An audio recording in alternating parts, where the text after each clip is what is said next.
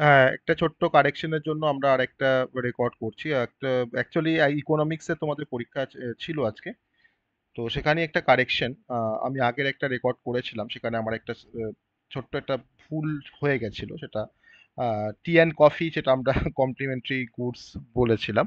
তো টি আর coffee complimentary goods নয়, এটা আমার মানে কি বলবো, টিপোলজিক্যাল মিস্টেক। ওকে।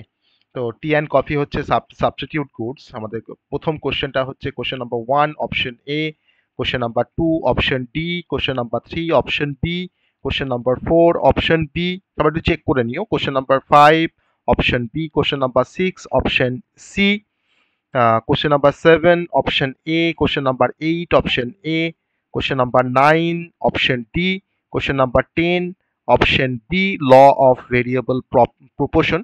পাশে আমি অপশনগুলো লিখে রেখেছি।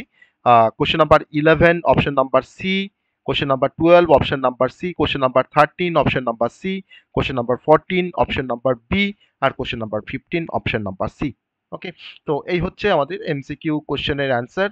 আর যেটা বলছিলাম সেটা হচ্ছে যে ডেসক্রিপটিভ যা কোশ্চেনগুলো এসছে তোমাদের ইকোনমিক্স আর প্রজেক্ট ম্যানেজমেন্টে, সবটাই কিন্তু আমাদের মডেল থেকে 100% কোশ্চেন মানে কমন এসছে।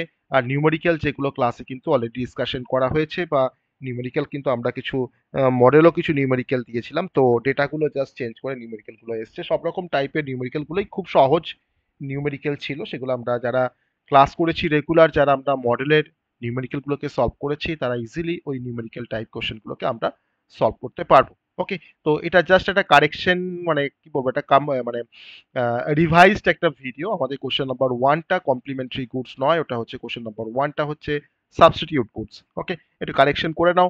বাকি তো যা কোশ্চেনের যা অ্যান্সার আছে, তো বাকি সবটা ঠিকঠাকই অ্যান্সার আছে, একটু কারেকশন করে নাও। ওকে। Sorry for that. চলো, গুড নাইট।